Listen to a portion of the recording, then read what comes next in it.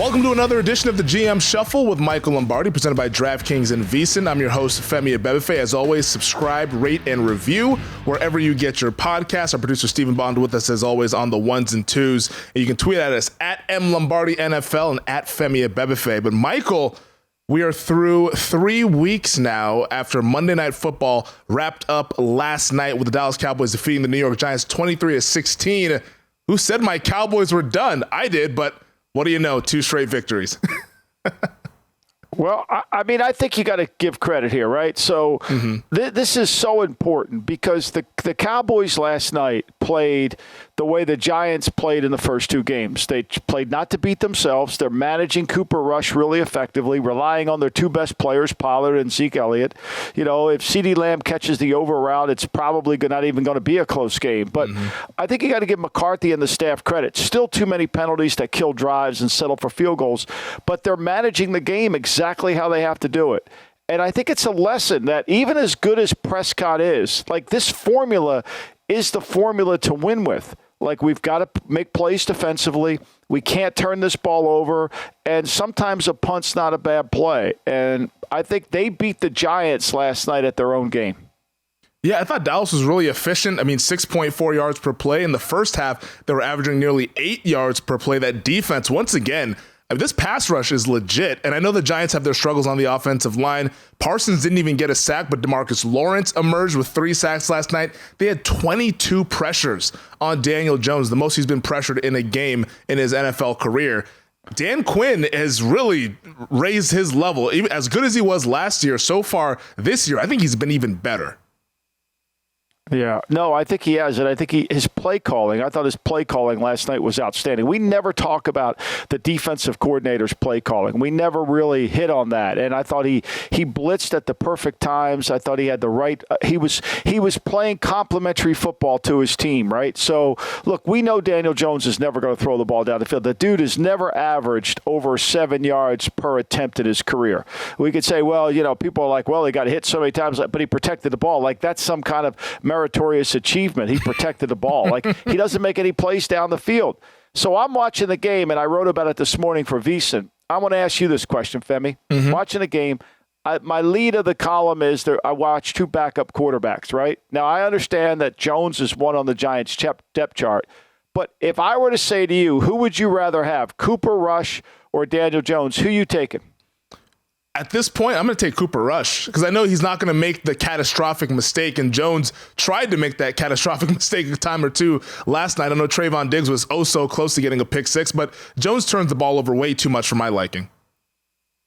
Yeah, even when he doesn't turn it over, there's still implications that he turns it over. Look, you know, I mean, we'll get to him later, Mac Jones, but the dude turns the ball. When you turn the ball over that much, you can go from being in love with somebody to hating somebody, right? And I just think Daniel Jones, when he has to play fast and you get him in multiple third downs like you do, look, I think that the story of the game, you could say, Lombardi, you just hate the Giants. Okay, fair enough. All right, I don't, but that's okay.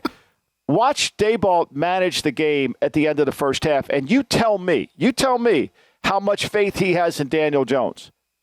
Tell me how much faith he has. He's got 3 timeouts, and he's letting the clock go down. He wants to go into halftime knowing he's going to get the ball at 6-3 because he doesn't want this guy to screw it up for him. Like, don't yell at me. Yell at him. He and I see it the same way. They're managing around Daniel Jones. You can definitely tell that Daboll's coaching with one hand behind his back based on his quarterback situation. And I think he's going to be a good coach. He's shown some pretty good signs early on. The GM, Joe Shane, out there. Like, I think this team is moving in the right direction, but they're going to be hampered with Daniel Jones as the quarterback, and this is his evaluation year, and so far it's not off to a good start. I don't think we're going to be hearing from the Giants fans this week, though, that were telling us that they were 2-0 last week after their team looks atrocious once again, finally losing to the Dallas Cowboys. But, Michael... I mean, think about this, Femi. Think about this. The Giants have scored 54 total points. The Eagles have scored 65 in the second quarter. Okay? Think about that. All right. Noodle on that for a while, Batman. And then also think about this. The Giants, their whole goal, and I'm not disputing it. I think it's a brilliant coaching job. But their entire game plan is to get the game to the fourth quarter in a 1-score game. That's all they care about. Yep. Because they know they can't play any other way. Right? So they have to be able to. They're down 13-0 to Tennessee. They're losing 6-3 to Carolina. Or last night they're losing 6-3. Maybe Carolina was 6-6 at half. Okay? So they've scored 9 points in the first half. Okay? They're just trying to manage the game. Now, they're not even good enough on defense to play this way, but they are. They're surviving. So I would say this to you before we get on to the next subject. Be careful on the Giants because it looks like, they're a better team. They're much improved. No. But they're going to be in close games all the time, and that line isn't going to be as favorable for them as we move forward. Like this week, they're 2.5. It's 3, maybe goes up to 3.5 with the Colt with the Bears coming down. Oh, that's easy. The Giants will beat the Bears. No. There's nothing going to be easy about the Giants this year. Nothing.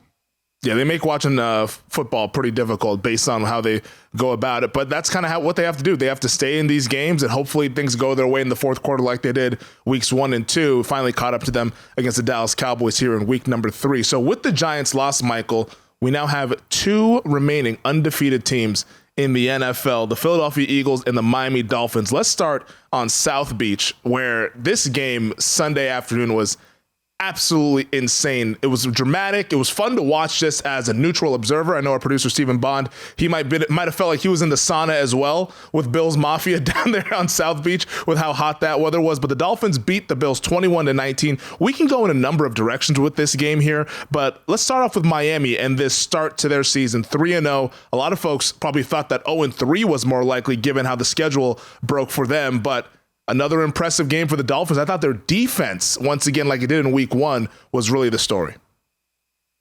Well, I mean, they played a doubleheader on defense. I mean, they played 90 plays on defense. Femi, I've been in the league close to 40 years. I've never seen a game book like this. You know, after every single game, I go through the game books and I look at, I go through the, I break down the game like I did when I was in the National Football League, right? So, I put the game in certain categories, where I recap the game, I go over the drive chart, I go through the fourth quarter, I look at third downs, I look at fourth downs, I look at the red zone production. I basically try to grade after I watch the tape the real quarterbacks. I could give a shit about QBR or any of that other crap. And then, what's the score at halftime? How many explosive plays do they make? Yards per play, missed field goals, turnovers, all those kind of things, right? Penalties in the kicking game. Like this has been one of the most amazing game books you'll ever see. 39 plays for Miami, right? 39 plays for Miami. They're basically, they're 6 for, what were they? They were 3 for 8 on third down. Yep. Right? I mean, they convert a 3rd and 22. Great throw by Tua. Into a cover 2 shell. Throws it down to the middle read. Ball hangs. They make the 2 safeties with Buffalo not being out. But this game was lost by Buffalo. It wasn't won. The last 2 games, the opponent has lost the game to Miami. Now, does that make Miami a weaker team? No. It's just concerning when you are in the league. Even though you're 3-0, you could easily be 1-2. And don't fool yourself by these wins is all I'm saying. I mean, Buffalo dominated the game. I don't know what Josh Allen was thinking at the end of the first half when he went to spike it and he bobbled it, and then all of a sudden they lose 3 points there. They miss a field goal, they lose points there. And so when they go through it, they have they in the fourth quarter they get 7 first downs, they miss a field goal, they convert 4 of 6 on third down in the fourth, and they lose the game. Remarkable. It really is remarkable when you look at the box score. 497 total yards for the Bills, 212 for the Dolphins. Like you said, if somebody showed you this box score beforehand, because usually when you see a disparity like that, it's like, okay, the Dolphins must have forced 4 turnovers or 5 turnovers like how Pittsburgh did with Cincinnati in week 1. But it was none of that. The Bills had 1 turnover, and they out-yarded them by more than double and then still lost this game. I said kudos to the Dolphins defense, maybe kudos to the Heat down there on South Beach, because the Bills had a number of guys who were leaving the game due to heat illnesses and stuff, and it just, the humidity, you could tell, 100 degrees, probably 120% humidity, that played a factor, especially there in that second half where the Bills' offensive line, in addition to their secondary being banged up, but their offensive line, they were losing guys, it felt like every drive due to the conditions. Yeah, I mean, look, it's hard to play down there. It's a distinct advantage for Miami, just like Miami's going to have a hard time playing when the weather gets bad. because I'm convinced Tua's not going to play well when the weather gets bad, because I saw it last year against Tennessee. But look, credit Miami. I mean, how important is the red zone? Probably the difference of the game. They're 3 for 3 in the red zone when they get down there. They convert. Buffalo turns the ball over on the 6-yard line. Miami converts it to a touchdown. Doesn't hold them to a field goal. So, Miami has been very opportunistic. I thought Miami screwed the game up at the end of the game. Why they threw it on that third down, I have no idea. They get the safety, which then puts Buffalo right back in the game. Mm-hmm. And even though Buffalo didn't have any timeouts, I fully expected them to be able to get a field goal off in that game. And Miami's defense rose to the challenge. So, look, Buffalo's got 65 rushes and completions. Miami's got 30, and they win the game. Credit Miami. Credit them. They hold Tyreek Hill basically to no plays, and yet they're still able to win. I think, to me, it's one of those where, okay, play that game 10 times, Buffalo's winning 9.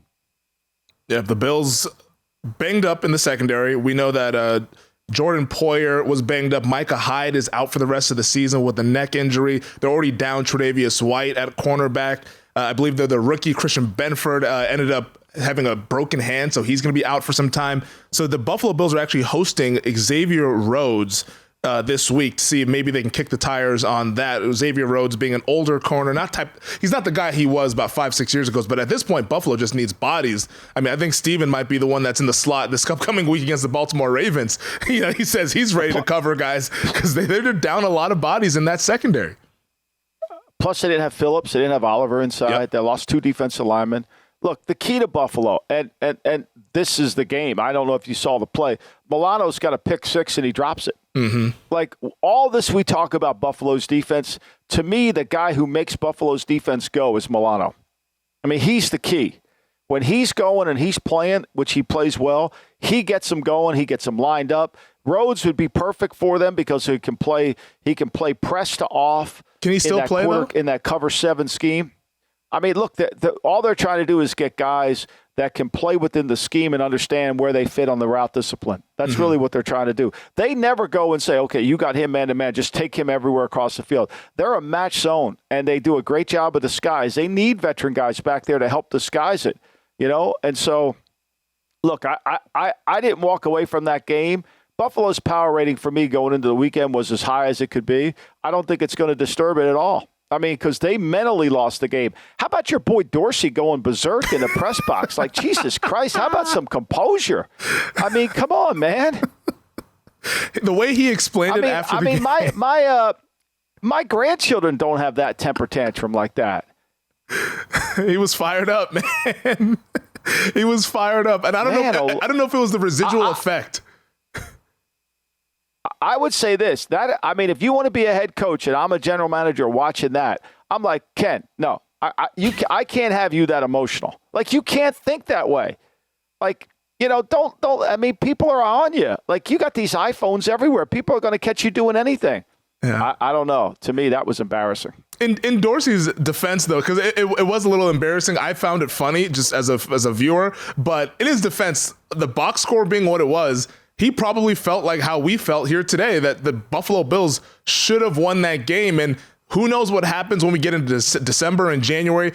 It could be one game that differentiates a team from getting home field advantage. And we could look back at this game in week 3 saying, wow, if they had just taken care of business against Miami, they would have home field throughout the playoffs. Now they have to go to who knows where come January. So maybe I get why he got upset, but you got to be able to at least harness it a little bit there as a coach of the team there. Nothing to be upset about, Michael. But here's what they did, though, Femi. Here's what they did. They played with he had no poise at the end of the game. And if you were to sum up that game, Buffalo's mistakes were attributed to not having enough poise, not getting the ball out of bounds at the end of the first half, making some mistakes, not allowing a 3rd and 22 you allow get converted. Come on. Yeah, that was bad. That was bad. But like you mentioned, the Bills are still the best team in the NFL, despite what we saw last Sunday.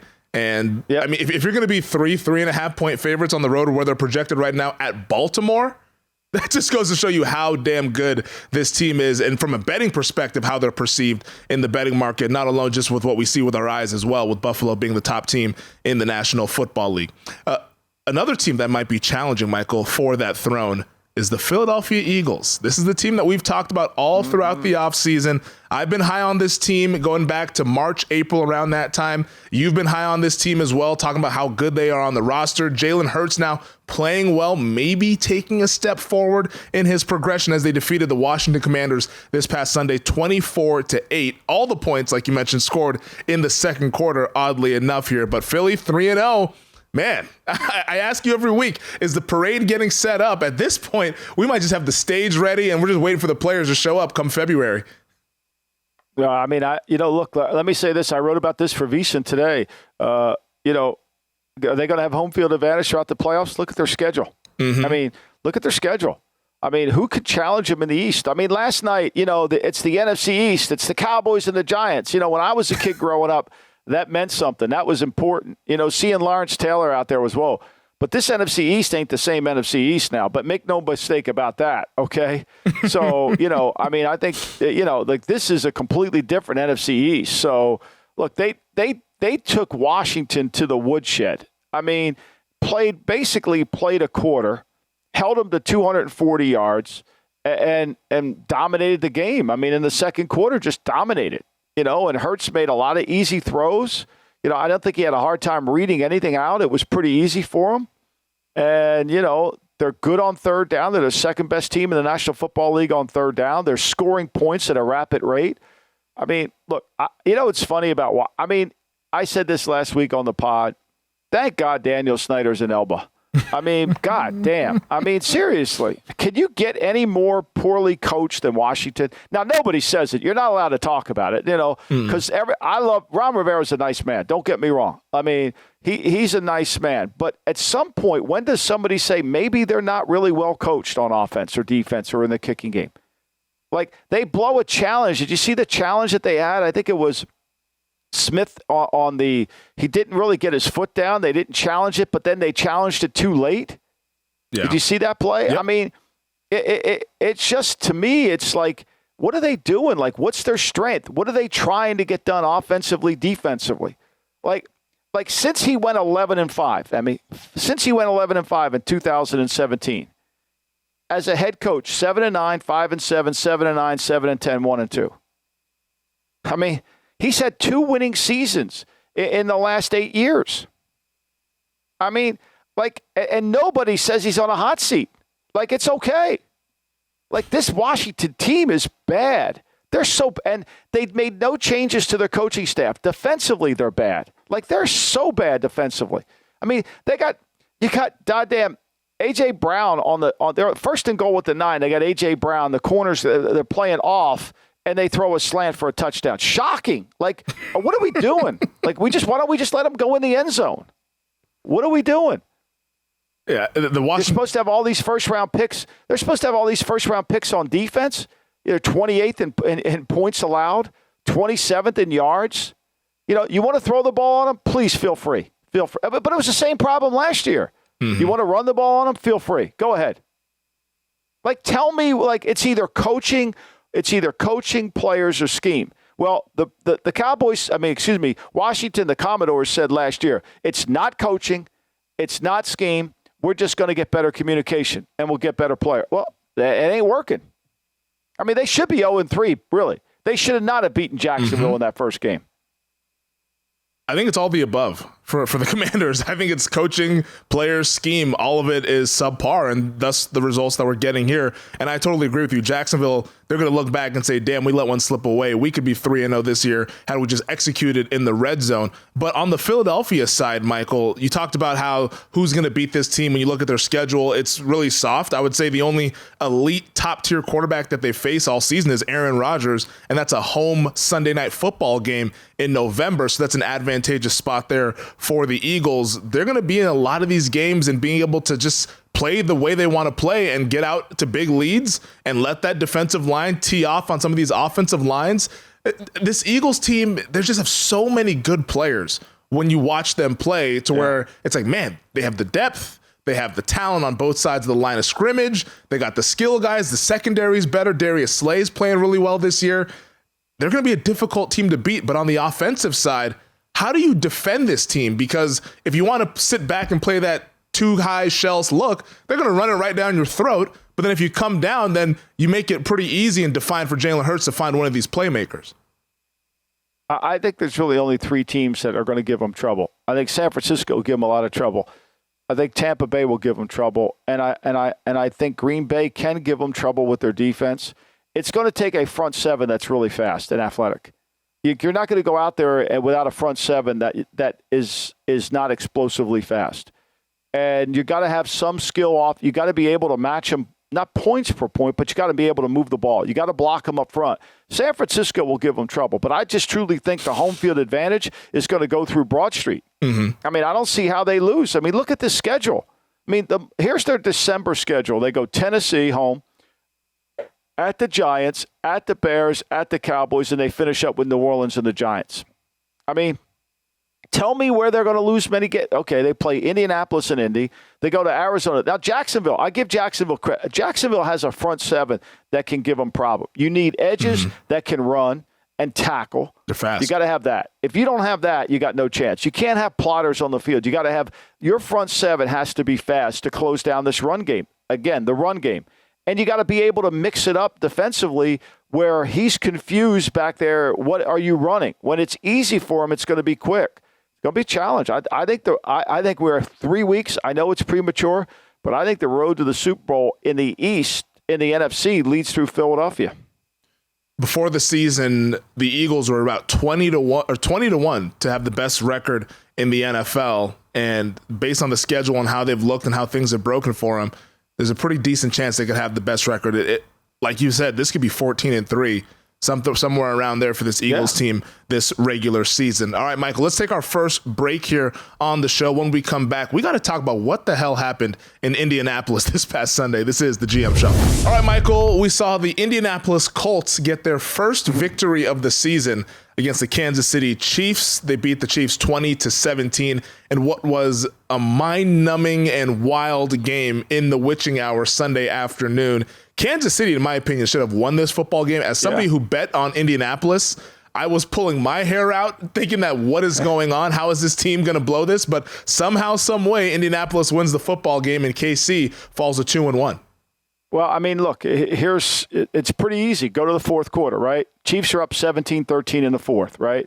They only have the ball for 4 minutes and 2 seconds in the fourth, and they only get 3 first downs. So they allow Indy to go on that long drive, right? Mm-hmm. And the missed field goal in the fourth killed them, and that long drive killed them. I didn't think Indy played particularly well other than that drive where they made a few plays, but I'm with you. I think that's why they lost it. They had a chance. I don't think this Chiefs team is the uniforms are the same, right? But they're not the same team. Like this offensive line, for all the money that they put into it, is not very good. Orlando Brown had some real issues, right? They have some issues, and Mahomes getting hit way too much for my liking. And, I don't understand what Indy was doing defensively, but if you take Kelsey out of this game, where are they going with the football? Where are they going? I don't think Mahomes really trusts or is in sync with Marquez Valdes-Scantling, Juju Smith-Schuster, Sky Moore, the rookie. He's not really involved in the offense. And talk about the day he had in special teams. In special teams, he was a disaster. It was twice. He almost cost him it twice. I mean, look, give the Colts credit. They didn't play their best game, but they battled and fought their way through it. I mean, I just don't see Kansas City as that elite team. I mean, I still am trying to figure out why they let Tyreek Hill go. Like, again, it goes back to why do we win, why do we lose, right? Mm-hmm. Why were we so explosive offensively? Was it our design? Was it our – I mean, I'm watching them, and I'm not fearful of them. I mean, I'm really not fearful of them. I mean, the last 2 weeks against the Chargers and against the Colts, they had 320 yards of offense. They don't run the ball. Opening day against the Cardinals, they had 128, but, I mean, seriously, they couldn't really run the ball. They turned it over. Mahomes had a couple missed throws. I mean, it's just not the same explosive team. I mean, when I go through it and I look at explosive plays, and I mean, it's just not there. They averaged 5.3 yards per play in the game. 5.3. They had one play for 53 yards and had 4 plays in the 20s. I mean, look, the Colts won the game averaging 3.8 yards per play. Think about that. Think about that. How do you do that? Crazy. And they only had one play over 30 yards in the game. I mean, they made no explosive plays, but Tennessee fumbled once, had an interception, and they missed a field goal wide right, 34-yarder wide right. That's how you lose. And 3 for 10 on third down. Mm-hmm. The run game has really been bad. 23 attempts, 58 yards. That's just 2.5 yards per carry for Kansas City. And the frustration is starting to build, I feel like, for this Chiefs team. And we saw it at the end of the first half when Mahomes and Eric Bieniemy had that discussion where I think Mahomes wanted them to be a little bit aggressive or maybe try for a Hail Mary towards the end of halftime. And him and Bieniemy looked like they were kind of having I don't think it was an altercation. It was just a spirited discussion. No. Andy Reid had to kind of break it up there. But what was your read on that there toward the end of the half? I mean, I think it was just, like anything. I think both people respect one another. And I think that Mahomes has got to have to make an adjustment to his expectations of this offense because it's not what we're used to, right? Mm-hmm. And I think they're trying to manage. They were going into halftime up 14-10, and I think this is the way they're going to have to play games. I mean, they're not an explosive team. I know they scored 44 points in the opening game, but they're not. And I got to say this. I mean, they're lucky Orlando Brown didn't take that contract. They really are. I don't know who's going to pay Orlando Brown that money. Like, I don't know who's going to pay him that money. Like, he's a good player, but I think you could draft a guy that has limitations like he has. Like, why would you spend all that money on Orlando Brown? I think the two most disappointing things about that game was the money the Colts are spending on their offensive line and the money the Chiefs are spending on their offensive line, and they're not getting out of it. They're not. They're not getting it.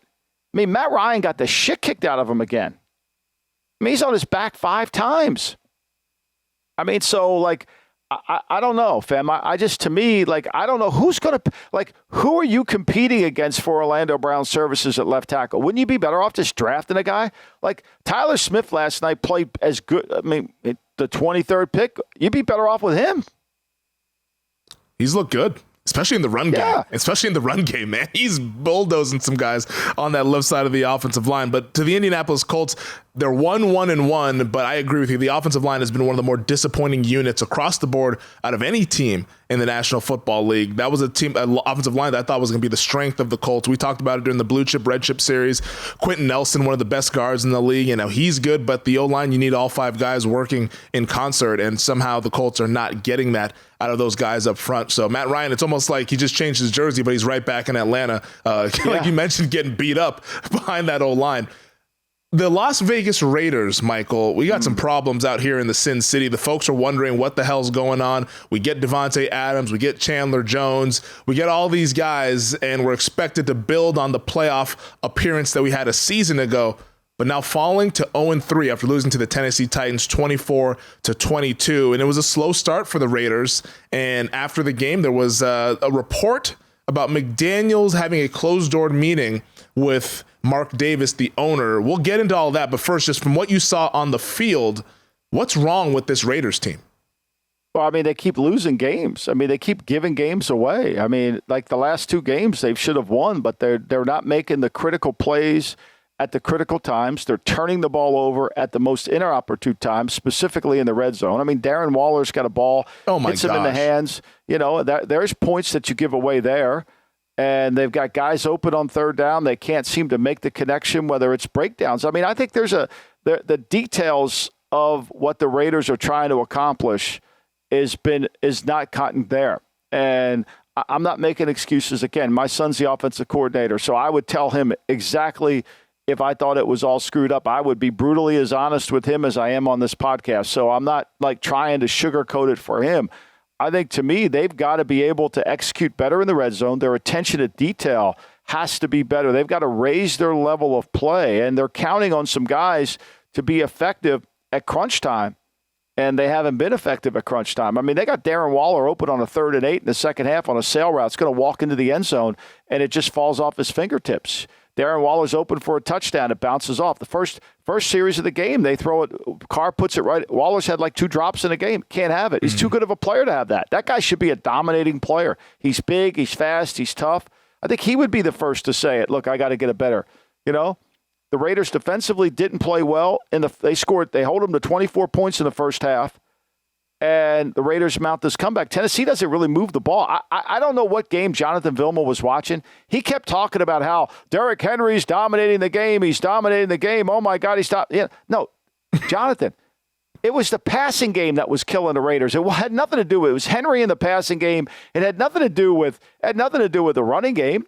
I mean, they had 96 total yards for the game. I mean, like at some point, what game are you watching? And for the record, the only reason I had the sound on was because Miss Millie wants the sound on, not me. Okay? For the record, okay? Yeah. Like, I had no interest in having the sound on. Like, I'm not learning anything from Jonathan Vilma. I can promise you that. All due respect to Jonathan Vilma, but I don't need it, okay? You know, like, watch the game. The game was they were getting hurt by checkdowns to Henry, screen to Henry. Like, it wasn't Henry banging up in there. And look, that's what happens when you're trailing 24-13 in the fourth, you turn it over, in the red zone, you're going to lose those games. I mean, it's really kind of simple. They got to clean it up. I mean, they've got a good team, and they're going to be a good team when they clean it up, but not until. They're running out of time, though. 0-3 in that conference? It's got to be this week, or it's now or never. Well, first of all, Mark Davis has always met. I mean, when Gruden was the coach, after the games, he would spend time in there with Gruden. I mean, Mark Davis is a football aficionado. I think Mark Davis is fully aware of where his team is and where it isn't. I think that's pretty true. I think he understands that the sins of the past are going to have to be made up. And just because you're a playoff team last year, you won all those close games, this year you're not winning them, doesn't mean Josh McDaniels isn't a good coach. Like, it's going to come together. Again, I'm not saying that. But, like, for example, the end of the first half, when they gave up those 3 points, that's got to change. You can't do that. That's not New England-style football to do that. That 3 points end up costing you ultimately the game. And so, but I think people are making way too much out of Mark Davis spent an hour with Josh McDaniels. Like, look, seriously. Like, has nothing to do with it. I think the expectations and the understanding within that organization are pretty clear of where they need to go. They got to improve. There's no denying. There's no excuse for losing the last 2 games. No excuse. But they got to get better. That offensive line, is it still a concern for you? Because it is for me watching them play. I think Carr, granted, sometimes he brings it on himself, some of the pressure, but he's really under duress quite a bit there with that O-line. I mean, I think the O-line's got to get better. There's no denying it. But, I mean, there was a lot of throws he had that he just, they didn't make. I mean, there's throws that were there. I mean, they got how many, I mean, the pass interference on Cole. Cole drops a touchdown pass in the red zone. I mean, like, Waller drops a touchdown pass in the red zone. Like, I think they've got to be, their execution has got to improve. I mean, it just really does.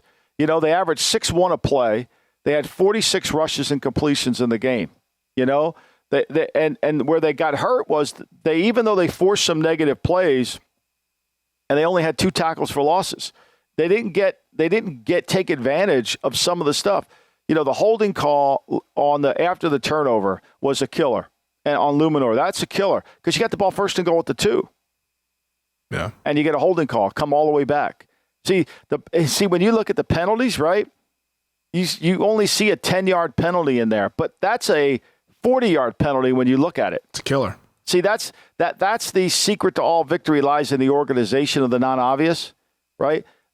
And the Raiders aren't handling the non-obvious right now from all aspects of their team. The Jacksonville Jaguars have been a pleasant surprise out of the AFC South, and they absolutely put the beat down on the Los Angeles Chargers this past Sunday, 38-10 to go ahead and win as 6.5-point underdogs, and the game was never really close.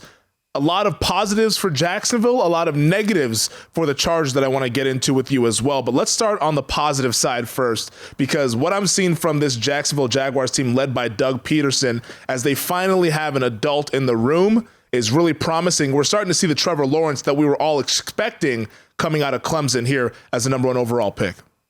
I mean, Trevor Lawrence has always been a good player, but I thought last year he had no fundamental coaching, no technique coaching, and he's a lot like a golfer that unless he's kind of getting himself in a groove, he's going to look bad, and taking it from the practice field from the range to the course, from the practice field to the field, and I think he's improved, and certainly with ATN back there, Robinson, And Kirk has been a nice addition. Forget what they paid him. Yeah. Because he's been a really good player for him. So is Zay Jones. So, look, I think this is a good team, but I think where they've really improved is defensively. I think Mike Caldwell's done a really nice job. I think their front's really good, hard to block. And they run the Todd Bowles scheme, and they're able to create some pressure. And for the Chargers, they go into the game. Pimpkins, the right tackle's hurt. Corey doesn't play, the center. Mm-hmm. And then they lose Slater to the left tackle. This Charger team, the odds are going to come down because it's hard to find a left tackle this time of the year.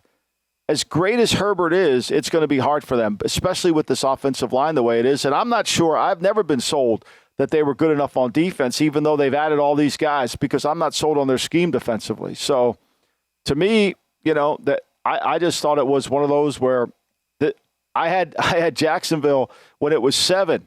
I had Jacksonville taking the points all the way, right? Mm-hmm. And even when it went down to 3, it was still a good bet. How about the craziness of this Herbert situation? Because Friday, the betting market all bet on Jacksonville all the way down to 3, with the expectation being that Herbert was going to be out of this game due to the rib cartilage injury.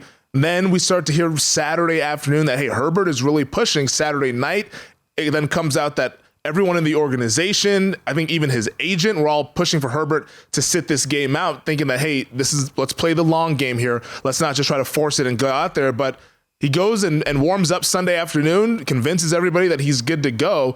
Clearly didn't look like himself. You can see in the first quarter after his first hit, he was wincing, wasn't quite himself. But this Chargers team, the injuries keep piling up. And then the thing that really bugged me was late in the game when Herbert was out there down by 28, and that the guy had to take a pain-killing injection just to play in this football game, and you still have him out there taking hits. I thought it was just one of Brandon Staley's worst hours as a head coach, and I'm off the train. I cannot take this guy seriously as a head coach. Honestly, the post-game comments, what he said afterwards of, well, Justin wanted to be out there with his team. Well, you're the coach. You should sit him down at that point. You're not his friend. You're his coach. Well, if he can want to be out there, but take him out of the game. Well, I mean, when you're just at some point, aren't you the leader? I don't care what Justin wants. Exactly. I'm going to take him out. But see, we all just, because he goes for it on 4th down, we think this guy's brilliant, right? He showed no common sense all of last year. I bitched about his 4th down. Now, of course, it's okay to go for it on 4th down. Peterson's going to eventually learn to stop going for it on 4th down. Frank Wright almost cost his team, again, going for it on 4th down. Frank Wright's a disaster on 4th down. Seriously, it's getting out of control. You see less and less 4th downs getting converted in the NFL today because teams are ready for it. They're more prepared for it. And yet teams still continue to turn down the points. They still turn them down. At some point, the chart says we got to go for it. Stick that chart up your ass. It's the first quarter. The object is to gain points. Peterson cost this game, the team, the first game, going for it. Oh, we're going to be aggressive. That's our mindset. We're going to be. No, I don't care about. I want to be smart. That's where I don't mind Staley being aggressive. I want him to be smart. I don't think he's had common sense since he's been the head coach there. They forced 3 turnovers against the Raiders. They haven't forced a turnover since. They gave up 151 yards rushing to Jacksonville. They got 413 yards in that game. 25 first downs. At home. They got beat up. And they're supposed to be this elite team. I'm not buying it. I don't think he's an elite coach. I don't care what PFF grades him as the best coach in football. I don't think he's an elite coach. I see because his defense never gets control of the game. Say what you want about Dan Quinn as a head coach. He was in control of the game last night completely. You never felt like they were out of control. I never felt they were going to win the game, but I never felt like they were out of control, right? There's a difference there. Staley, he's living off of being a defensive coordinator for the Rams when you have the best corner in the game with Jalen Ramsey, the best defender in the game with Aaron Donald. The Rams got better with Raheem Morris. Come on, let's cut this shit. Exactly. Let's just, exactly. When I'm watching the Denver game, and we'll get to that in a second, and of course, nobody will say a bad word about Russell. God forbid if we did that. But I'm reminded about this new book that I finished, right? So Cosell has a saying, he would tell Meredith and Frank Gifford, if we see it, we got to say it. At some point, what's wrong with seeing it and saying it? Like, what's wrong with that? Like, why do these TV people have to be so careful about what they say? Hey, if the guy's not playing good, say it. Oh, he's not playing good. Like, you know, I love the Raiders. I love the Patriots. Like, if they're not, I mean, I like Mac Jones. He's not playing good. I'll say it. If you see it, you got to say it. Like, that's what our jobs are. Like, I don't understand why you have to be, I'm not going to say a bad word about Russell. Like, Russell's playing like shit. Are you kidding me? It's the production meeting. I mean, the Chargers are playing like shit on defense. Like, they've been playing like that. They got Pro Bowls on every single lever. Mm-hmm. And you're telling me they're great defense? Come on, please. He goes for it on fourth down. Like, who's judging this? You know what sent me over the edge? What was it? I know we got to go. We got to go to break. But yeah, I almost lost my mind. Let it off. My nephew Nick's at the house. He's having dinner. He's a doctor in Pittsburgh. Brilliant kid. Brilliant. Absolutely brilliant.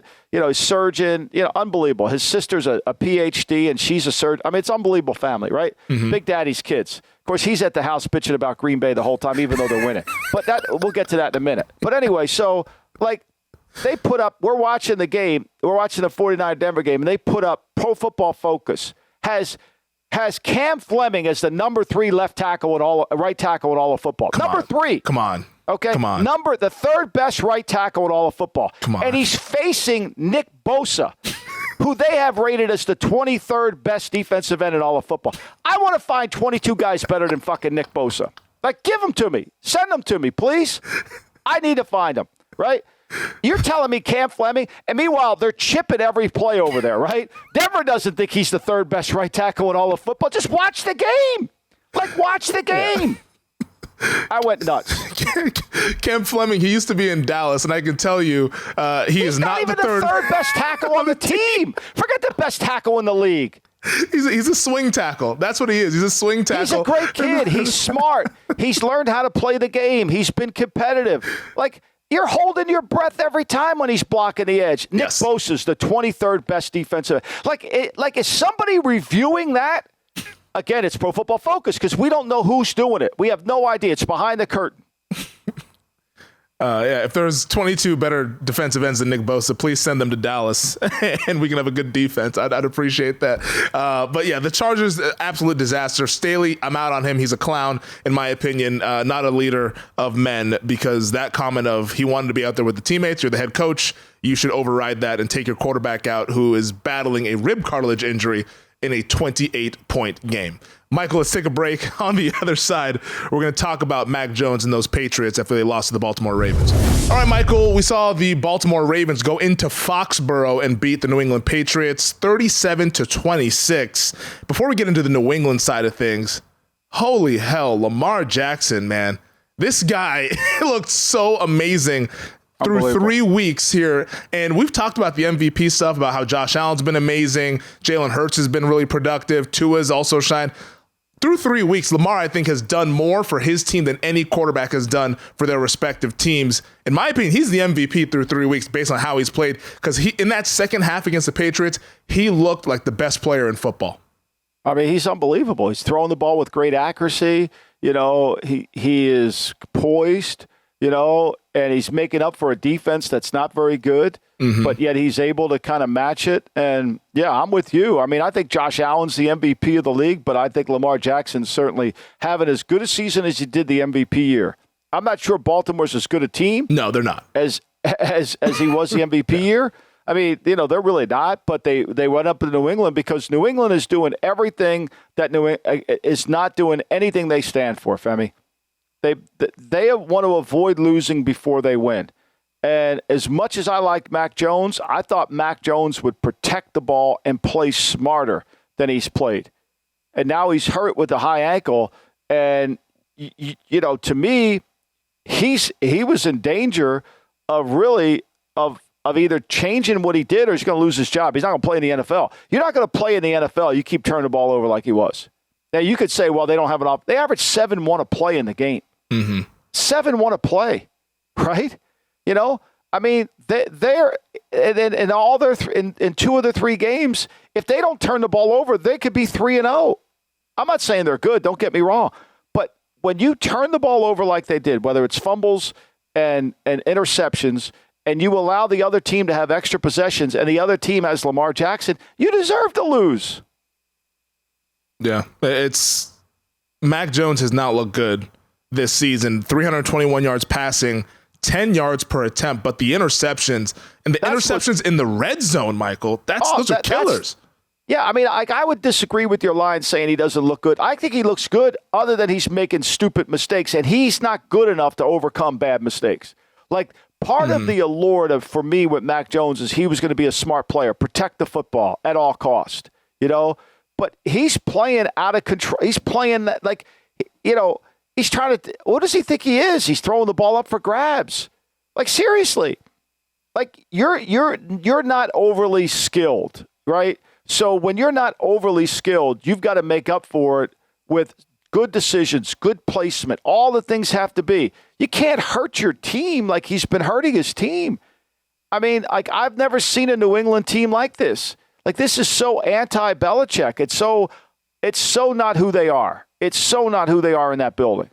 You know, they just haven't been themselves. I mean, and you could say, well, they don't have an offense. Like, it's not the plays. It's the mistakes they're making in the game. Now, you can blame it on the coaches all you want. I think that's pretty naive if you want to do it, because they haven't played the quarterback. I mean, think about it. Femi, they've had 8 turnovers in 3 games. 8. That's not 3 opening day. They had 3 opening day. They had 4 here. And it's not just fumbles. It's not just interceptions. It's fumbles, too. They're not protecting the football. I mean, they're 20. Here's where it is. They're 25th in points scored. They're 10th in yards allowed, in yards per play. So they move the ball, right? They move the ball. But why are they so bad? They're 31st in turnovers. They're 22nd in points allowed defensively. They're only 11th in yards allowed. Why? Because they're only 12th in creating turnovers. Everything they do goes right back to their inability to protect the football. That's as simple as it is. Where do they go from here now with Mac Jones going to be out for, I'd imagine, a handful of weeks? It's a severe high ankle sprain. Brian Hoyer, I believe, it will be the starter as the next man up there as the QB2. Where does this team go from here now with Mac Jones on the sidelines? I mean, they just have to play within themselves. They have to go back to that Cooper Rush formula. Like, don't let Brian beat you. Like, Brian will move the ball from 20 to 20, right? Mm-hmm. And when Brian gets in the red zone, that's where he tries to force things and screws it up, right? And so you're going to have to limit that. The one thing they do know is they know Brian. They know what he can and what he can't do. That's important. But if they could just eliminate the turnovers, just eliminate them, they're going to have a chance to be in every game because they're playing good defense. It isn't like they're bad on defense, right? I mean, they don't, they got to play better in the red zone, but their change of possession is killing them. So that's what they're going to have to do. I mean, they're just going to have to play at a higher level and find a way to, not make these constant mistakes that they've been making. And it's killing them. It's killing their team. It really is. New England's next opponent, the Green Bay Packers, got themselves a win Sunday afternoon against the Tampa Bay Buccaneers, 14-12. We figured this would be a lower scoring kind of slugfest given all the injuries and the skill positions. I don't think anybody expected 14-12 as the Packers prevailed, coming down to that 2-point conversion where somehow the Bucs had a delay of game on that 2-point conversion. I'm not sure how that happens given that everybody in the building knows they're going to go for it. So did the Raiders on the 2-point. Like, I don't think this is just because you got poor communication. I think somebody's setting that 25 clock, and the teams don't realize it's getting set. Something's going on. Like, I think something's happening here. Like, I get Kyler Murray backing up 5 yards. I get that. You want more room for Kyler Murray, right? Yeah. I get that. I'm not sure Cliff Kingsbury thought that, but I think it was probably worked out for the best. But I think with Brady and with the Raiders, where you have that run-pass ratio from the 2, you don't want to get backed up. But I think something's going on with that clock. Like, I don't know if they think it's because it's so unlike Brady to not be in command of that. And same thing in New England. Same thing with the Vegas Raiders. I mean, it's a bad communication from the side. Something's going on. Look, here's the reality. Here's what's mind-boggling, right? You're on that drive. The Raiders are on their drive. The Bucs are on their drive. You're in the headset. Everybody's saying, "What's our 2-point play?" You're going for 2. Like, there's no need to celebrate, right? There's no need to celebrate. We got to get 2. I don't understand it. But Big Daddy had the line of the day. What did he say? Said? What did he say? after bitching about every draft choice and who we picked and who we didn't, he said he'd like to know, like, when do the Packers ever have a coaching advantage in any game? That's what he would like to know, because he thinks LaFleur never gives him an advantage. And he just goes completely berserk when LaFleur's celebrating on the sideline, goes completely berserk. 2-1. I mean, you should pay. Like, I got to get him on the pod. I was going to say, can we get an alternate feed when the Packers are playing in prime time? We got to get him on the pod. In fact, I should probably send Stephen Bond the text exchange during it so we can keep it up. It's just brilliant. It's so good. His Packers they're 2-1, and that's a big victory. And like we said, with the Bills and their loss to the Dolphins, come December and January, this could be the difference in a tiebreaker for Green Bay, maybe being a 1 seed or maybe a 2 seed over the Buccaneers, and the Buccaneers being a 3 seed, having to go to Lambeau Field because of this win here. Do you believe in these teams going forward? Are we just seeing that the injuries are why they look so pedestrian, or maybe there's some other problems underneath the surface? I think, Tom Brady would be the first one to tell you he needs good players around him too. Like, he needs players he trusts, and he needs good players around him. And he don't have that right now. I think when he went back, I got Godwin, I got Evans, I'm probably going to have Gronk. Mm-hmm. Now I don't have any of them right now, at least for that game. I mean, it's hard. I mean, it was painful to watch. Yeah. And give the Packers credit defensively. They played well. They're going to need Jair Alexander. He can't get hurt on them. But, they had trouble blocking Gary. Gary's a good player. Mm-hmm. So I like the Packers defense. I worry the Packers defense isn't fast enough if they had to play Philly. But the one thing the Packers can do is they could match Philly points. So that would be a hell of a game. But I just think, to me, that this Buck team, it's a struggle. Until they get all the pieces there, it's going to be hard. It's going to be tough sailing for them. We're going to see that game, Eagles and the Packers, November 27th. In Philadelphia. That should be a fun Sunday night football game. What wasn't a fun Sunday night football game out in the Rocky Mountains between the Niners and the Broncos? Denver wins this 11-10, and what was just a close game, an ugly game, a mind-numbing game, but Broncos country, let's ride. 2-1 with a big victory over the 49ers, Michael. Wow. I mean, look. Finally, Russell moved a little bit with his feet. He did, and he made a play when he moved. But I don't think he looks very good at all. I don't think he looks good at all, and I'm not sure he's going to move. I think this defense has played really well. But think about this: they had 12. The first 12 drives of the game. They had 10 punts, 1 field goal, and a missed field goal. Think about that. He just looks like he's dead. In the fourth quarter, they had 3 first downs and committed 2 turnovers, and they won the game. Think about that. No, excuse me, San Francisco had 2 first downs. Yeah, they had it, right? They had a 21-play best drive of the day when they got 5 first downs on the last drive. That was it. That was the difference of the game. And also, obviously, Garoppolo running out of the back of the end zone, which to me is on Garoppolo. But I think Kyle needs to share some of the blame on that too. You call a bootleg down there on the goal line. I'm not shilling for Jimmy. It's a stupid play. But when you call a boot down there at such a tight space and the end goes up the field, you got to avoid them. You got to arc to avoid them, right? It's hard. And so when you don't have room to avoid him, you just got to throw the ball in the dirt. So, he should have made a better play, but I don't think that's a great call down there. I want to focus on Russ before we get to Jimmy. Russ didn't look good at all. And I'm somebody who is a Russell Wilson defender. Probably I'm categorized as that. I picked the Broncos to win the Super Bowl because I thought they would have worked things out. So far, that's looking shaky, probably on life support, to be quite honest, even though they're 2-1. But the whole offense just looks like they haven't practiced together. And I think there's one thing that Mike Pritchard said, our buddy Pritch, who works at VSiN, and all throughout training camp, he kind of had questions about this Denver team. He said, hey, not hearing some great stuff out of camp, that it's a little bit too lax. Maybe it's like a camp cupcake out there. They look like they were not practicing during training camp. We know they didn't play in the preseason. Russ is just, the timing isn't quite there with Judy. It's not quite there with Sutton. I think that their whole offense just looks bad and out of sync, and that they're treating this quite like a preseason here. These 4 games here in September. Do you think that there's room for this to grow with this Denver offense, or do you think that this is going to be the case for them the whole season? I worry about Russell's athleticism. Do you think he still runs as fast as he once did? I mean, do you think he still moves as well as he did? I don't think so. But does he need to be that fast, or does he just need to move? Because in that fourth quarter, he moved a little bit more. But he needs to move to be able to see. He needs to move to be able to see. I think their execution, what they had 45 rushes and completions in the game. San Francisco had 51. I mean, they had 4 explosive plays in the game. I'm talking about Denver. 3 of them were 21 and under. I mean, they don't make plays down the field. I think Russell's at a point in his life where he's gotten hit too much. I think it's like, okay, I got hit. I got to get rid of this ball. I want the ball out of my hands. I'm going to take it. Now, and I don't see any toughness in their team. Do you? No.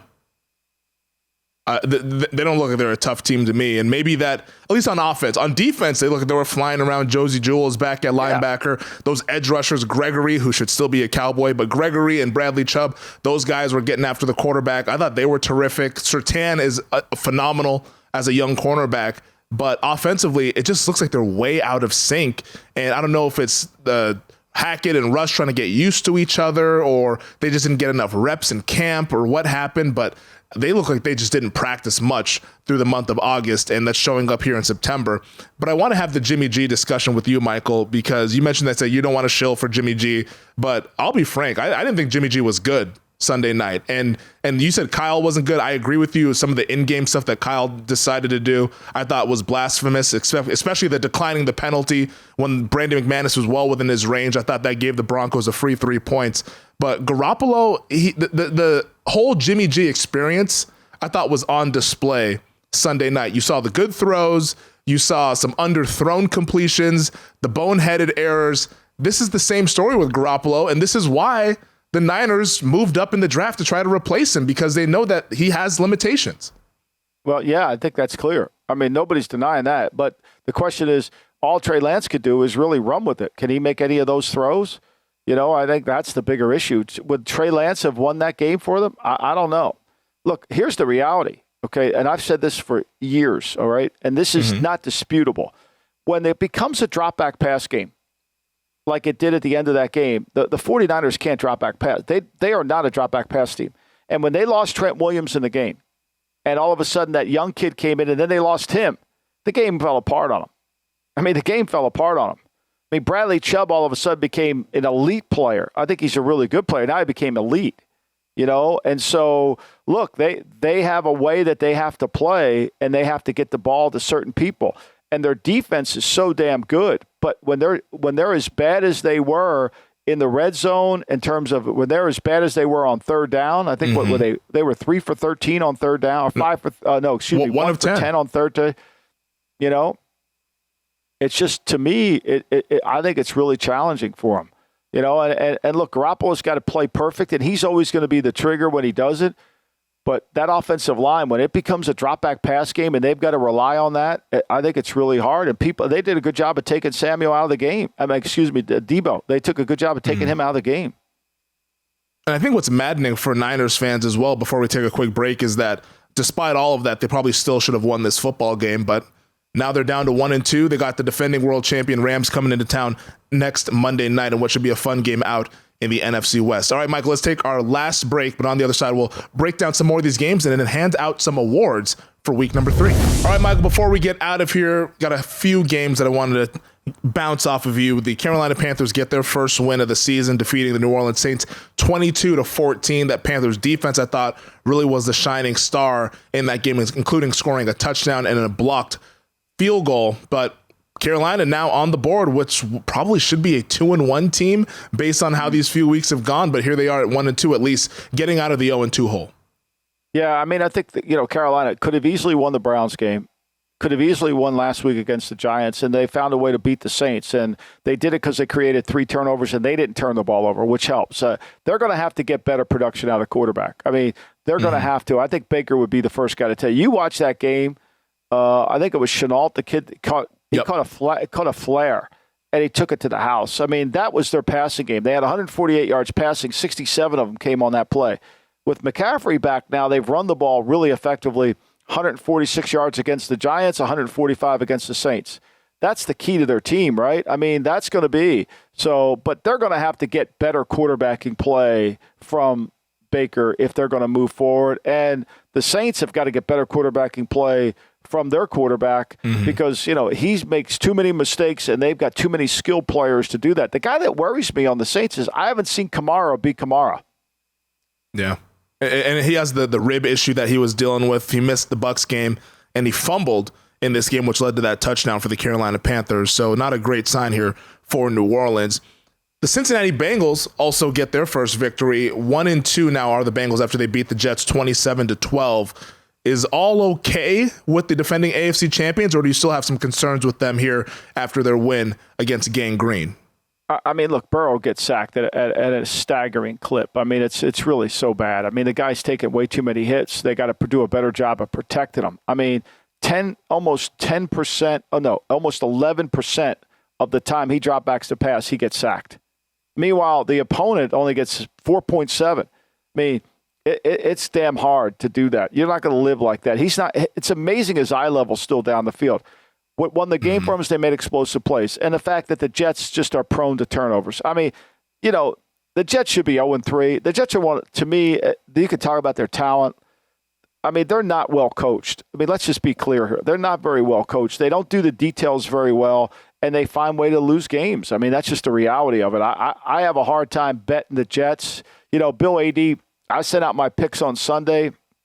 I had Cincinnati in there. Bill A.D. corrected it to the Jets, which I didn't want the Jets, but my numbers said the Jets, But I was going against the Jets on that weekend because, to me, I'm never betting the Jets again. Even though I won the week before against the Brownies, that was a steal. That was a lucky win. I'm never betting on the Jets. Never. Yeah, we'll take that steal, though. All the money counts the same. The Detroit Lions fall to the Minnesota Vikings 28-24. Watching this game quite a bit and the survivor implications, think about that. But the Vikings win this game coming from behind, scoring 14 points in the fourth quarter. I think this is one that the Lions let slip away there. They controlled the game. I thought their offense was really good. But Dan Campbell decided to kick that field goal towards the end, which I thought was a bad decision, given that the risk-reward didn't really outweigh that decision. So I thought that the Lions let that one slip away. And they don't convert. They held the ball 8 minutes and 42 seconds in the fourth. They don't convert it. They went for it on fourth, and they don't get it. And then they went. That's the next time he kicks the field goal. So, again, fourth, don't get it. Don't kick the field goal. You end up losing by 4. You miss a field goal.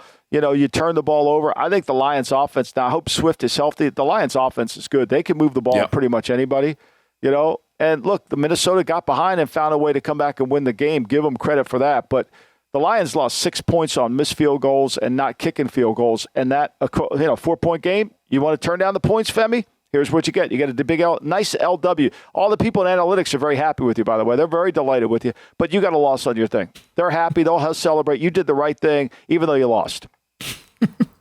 Their offensive line, though, is a bright spot. One of the 5 best in the league, in my opinion. And Jared Goff back there. We said it this summer. Yep, we said it. Goff has a lot of time to throw, and he's finding those playmakers. Amon-Ra St. Brown, another good game for him, despite getting banged up. All right, Michael, those are the games. Let's get to some of the awards. The only game we missed, we'll go to the awards. Cordell Patterson is sensational. Yes. He's incredible. Okay? Let's just put that out there. Like that guy is freaking incredible. He's impossible to tackle. He hurdled a Seattle defender. Yep. First of all, that was like that game in Seattle. I don't know if you watched it. I did because I recommended Atlanta. That game was, to me, they were playing like nobody was playing defense in that game. It was like just back and forth. But Cordell Patterson, that guy is sensational. And Atlanta has skill players. Now, look, Pitts isn't a tight end, but he's a good receiver. They got skill players. And Atlanta turned the ball over in the fourth quarter, which made that a closer game. And then Seattle turned it over, too. But Cordell Patterson, to me, he's the player of the week. He's sensational. Unbelievable. I had my eyes glued on that game, Michael. I picked the Falcons in Survivor, so my heart was beating a little fast. Great call. That's Sunday afternoon. That takes some balls there. It was gutsy, but I figured we got to roll the dice if we want to try to win this thing. It's like what my man in The Sopranos said. When he told the cops, "You see this here? This is called fucking balls right here."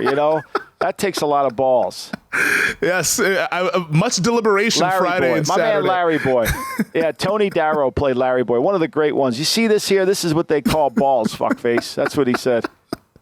It definitely took some, and they thankfully won the game, and we're on to week 4. But before we get to week 4, let's talk about some awards here, Michael. On the Lamb, who's that going to this week? I mean, you got to put it on the Commanders. I mean, they're playing a divisional game at home, and they can't even keep it close. I mean, come on, seriously. At some point, when are we going to get better in Washington? Like, at some point. It's a historic franchise. I know that they changed their name. But I think college football is great when Tennessee's good. Mm-hmm. Like, I don't want Tennessee to, they win a national I think Tennessee's such a great state for football, and the school's got great tradition with General Nealon and Johnny Majors and all that. Like, the NFL's better when Washington's good, just like the NFL's better when the Raiders are good. There's certain teams you want to have, the Cowboys, when they're good. This is bad. Those Cowboys-Washington games growing up were always intense, and they always meant something. And now they play them at 1 o'clock Eastern time, 10 o'clock Pacific, because they don't mean a damn thing anymore, which is unfortunate. Fred Palermo, best game plan of the week. That goes to who, Michael? Oh, man, Jacksonville kicked ass, 38 points against the great Brendan Staley's defense with all these Pro Bowl players all over the field. I mean, look, Trevor Lawrence is really – he's the real deal. He's playing well. And as long as – they got Philly this week, hard game. But if they play Philly the right way and control it and don't get into a pass-happy game and expose this offensive line, they're going to be competitive all year long, Jacksonville. If you don't know, now you know. If you don't know, now you know. Philly's going to have home field advantage in the NFC. I just think so. Their schedule's too damn easy. Like, who's beating them? Like, who's beating them? I mean, they get to 14. I mean, it's hard. I could see them losing 3 games. Mm-hmm. Now, do I think they're going to win the Super Bowl? I'm not saying that. But just when they're going to rack up all these wins against bad teams, they could lose this week against Indianapolis. But find me another loss along the way. Find me another. They got Green Bay, and then who else they got? They got to play Dallas. Will Dak be back? Washington with the Commodores? I mean, Daniel Jones? I mean, come on. Who's going to beat him? Barring injury and barring health, they'll probably be favored in every single game the rest of the way. And finally, Michael, the David Ogilvy, who's the fraud of the week? Well, the advertisement. Well, first of all, the fraud of the week is somebody thinking that Cam Fleming's the third best right tackle in all of football. That's complete fraud. Like, when they post that shit during the game, like, can we just ignore it? Would somebody just bring up, this is the third best right tackle? Meanwhile, the quarterback's getting his ass kicked. Could we ever say that? Like, could we do that? And then my man Brendan Staley, who's also supposed to be the greatest coach because he went for it on 4th down. I mean, come on. He's a clown. You said it. Yeah, it's nothing else needs to be said about Brandon Staley. Absolute clown. I'm out on him all the way. All right, that does it for us here on this Tuesday, Michael. Fun podcast as always, breaking down all things in week 3. I want to thank Stephen Bond. I want to thank Stephen Bond. I want to thank you for, unfortunately yesterday, a good friend of mine, a family friend, Bill Bourbon's father passed away. I had to go to the funeral. I wanted to go to the funeral. I didn't have to go to the funeral. I wanted to be there for him, and I appreciate for you guys taping this on a Tuesday morning. So thank you for everybody reaching out. I appreciate it, and we'll be back on our regular schedule from here on out. Yes, our thoughts with Bill Berman and his family this week, definitely. So, yeah, like Michael said, we'll be back on Thursday, then back next Monday for our pod as regularly scheduled. Like you echoed, thank you to Stephen Bond, our producer, on the ones and twos. As always, thank you to DraftKings, thank you to VSiN, and we will talk to you guys on Thursday to preview week number 4. Thanks for watching the GM Shuffle with Michael Lombardi, and for more videos like this, make sure to subscribe to VSiN Live and the GM Shuffle podcast with Michael Lombardi, presented by DraftKings and VSiN, wherever you get your podcasts.